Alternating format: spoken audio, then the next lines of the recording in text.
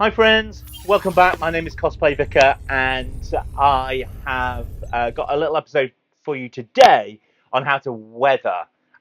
We've done weathering on R2-D2s, weathering on other things before, but I have been building this January my own Battle Droid and been using some weathering techniques that I've not used in this specific way before, and I thought this would be a great way to show you. So every January, I have a what I call like a mental health project. It's just a project that I do. January is a grimy month, and Christmas is done. And I need a project, and this year's project was my own Battle Droid, which I'm really pleased with. Super pleased he'll be going to troops with me in events with R2, and use a whole string of weathering techniques on him. I've been asked to make a Battle Droid head that will sit on a table as a display piece for when the UK garrison is out and about. So I thought this would be a great opportunity to talk about the weathering techniques that I used on the Battle Droid.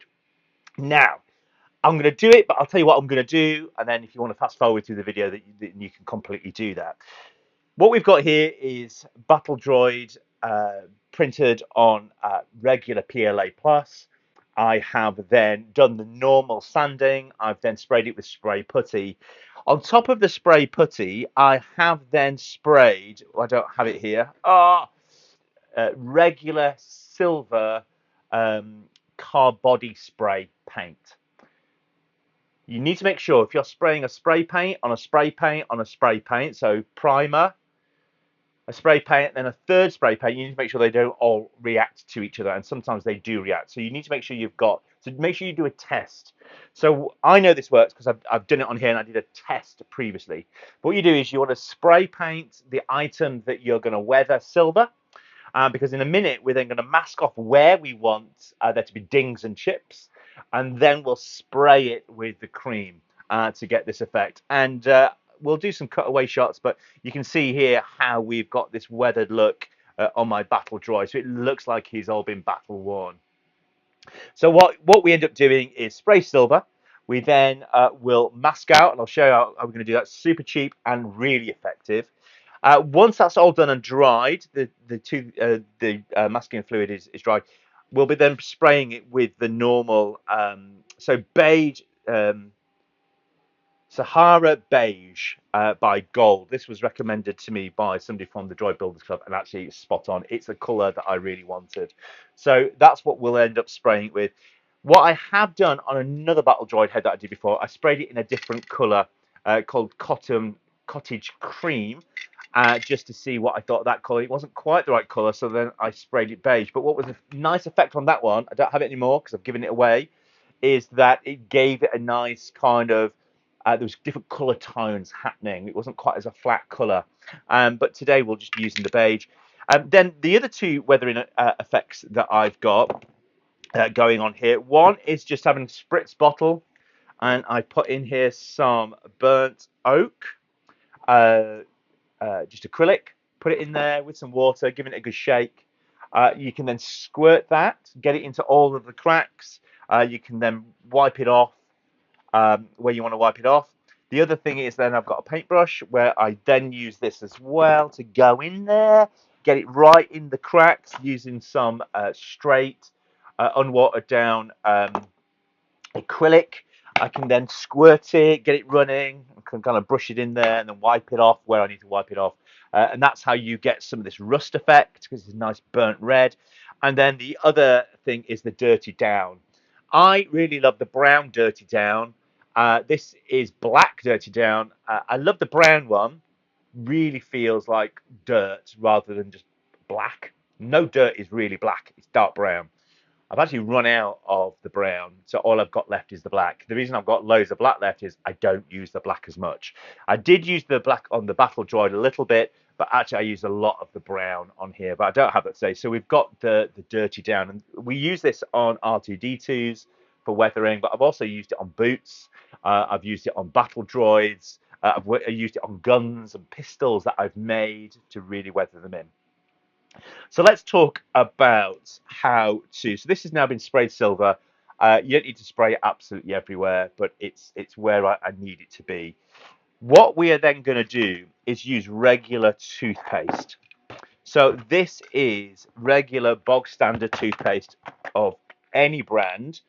Any toothpaste for this works. But the great thing about toothpaste is it never dries, it never sets, which means it's easy to wipe away.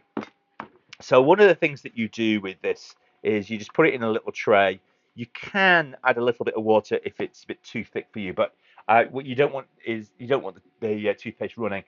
And all you're going to do is mask where you want the silver chips to be. So you don't want to go crazy on this. But if you just mask in there, start painting on the toothpaste where you're going to want those chips. And you want them around the edges. You don't want them uh, just randomly in the middle, I wouldn't say. You kind of want it's where would regular chipping happen? And all you're going to do is paint it on where you want that chipping to happen. So this will take me a little while. So we might just fast forward through.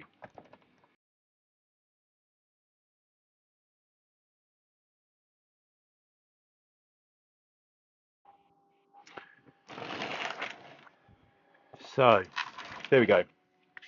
All we have done is focused on the high points where you're going to want some of those chips and dings to be on the edges. And what's really nice here is it will wipe off, won't affect the silver underneath, but will leave this really nice chipped effect. Okay, so the next step then is to spray this with the beige. Now, I don't want to do this inside because I don't want to kill my entire household. Um, I'm going to make a start in here, then I'm going to take it outside and finish it off and then bring it back to show you. So all we're going to do is simply spray the entire droid now. Now, the nice thing about using the gold is it dries really fast. So actually, as you spray it on, you start to see very quickly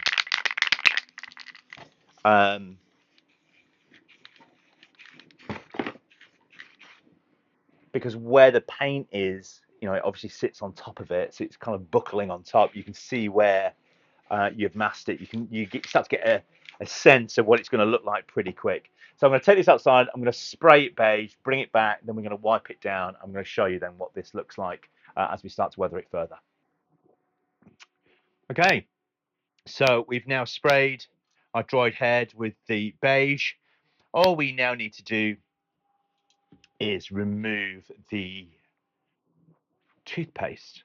So if we start to do this, now it's messy and I may well run out of paper. I might just grab some more, but essentially all we are going to do, and there's no easy way of doing this, it's just a messy job of removing.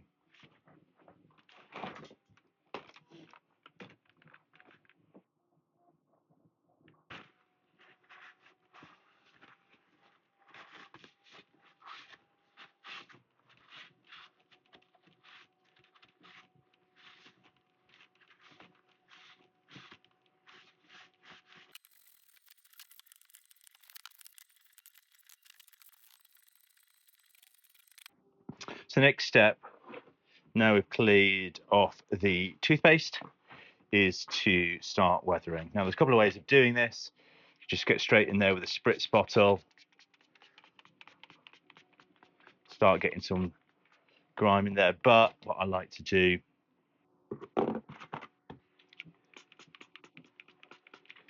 just going to work this in.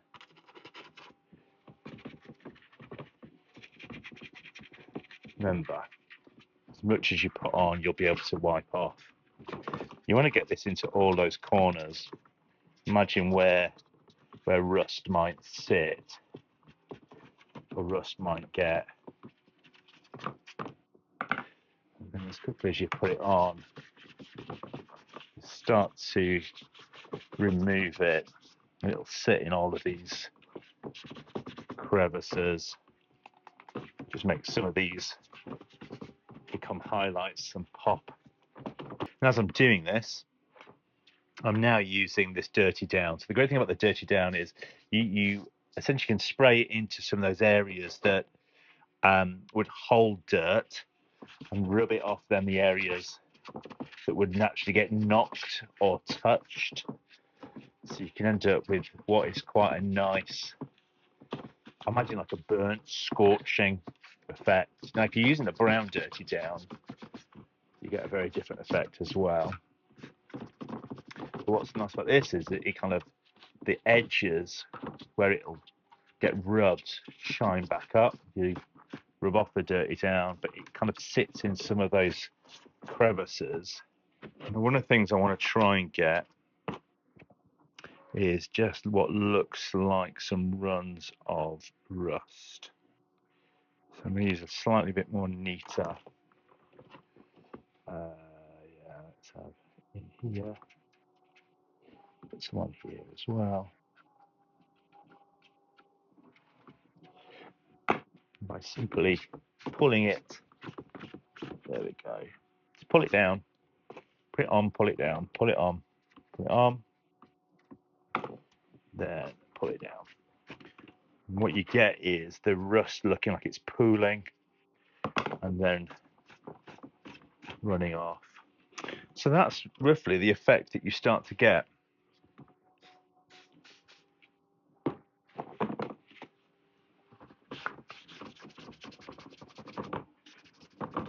Dirty down is definitely a weathering gift. Just behaves like, particularly on the metal, on the silver, start to be able to rub it off and you see the silver shine through.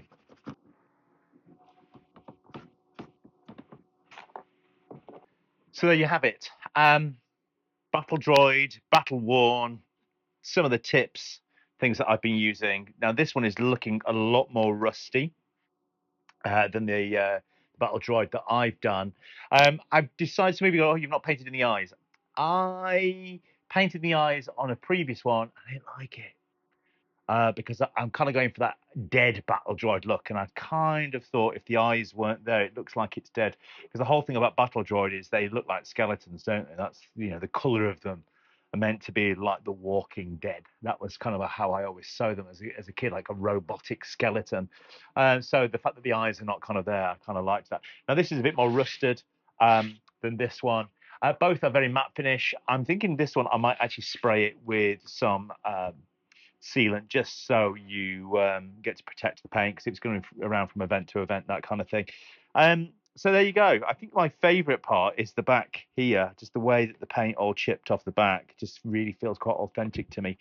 But there you go. That is my Battle Droid painting kind of tips of how I do it with the silver, the toothpaste, and then be able to kind of put paint on, remove paint.